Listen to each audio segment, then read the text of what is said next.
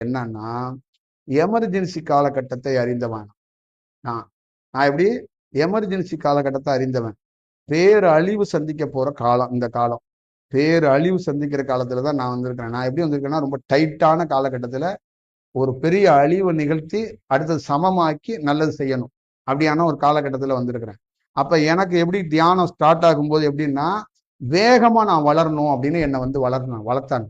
தியானத்துல எனக்கு பயிற்சி காலகட்டத்திலே நான் வேகமா வளரப்படணும், இத்தனை ஆண்டுகளுக்குள்ள நான் வெளிப்பட்டே ஆகணும் அப்படின்னு எனக்குள்ள என்னை என் உடலை இரவு பகல் பாராம தயார் பண்ணாங்க. அதே மாதிரி காலம் கம்மியா இருக்கு, டைம் கம்மியா இருக்கு. சில மாணவர்களை விடுதலைக்கான ஒரு சூழலை உருவாக்கும்.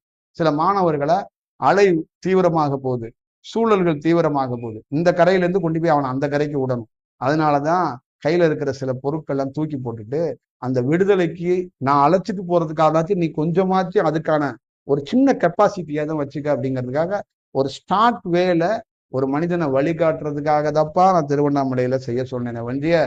என்னுடைய பேருக்கோ என்னுடைய புகழுக்கோ இந்த குருவோடைய செயல்பாடுகளுக்கோ இல்ல இறையோட செயல்பாடுக்கோ நான் யாரையும் செய்ய சொல்லலை.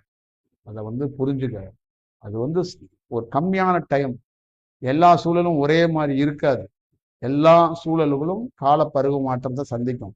கால பருவ மாற்றத்துக்கு முன்னாடி பஞ்சபூதத்தோடைய கோர தாண்டவத்துக்கு முன்னாடி நம்ம ஒன்றும் பண்ண முடியாது.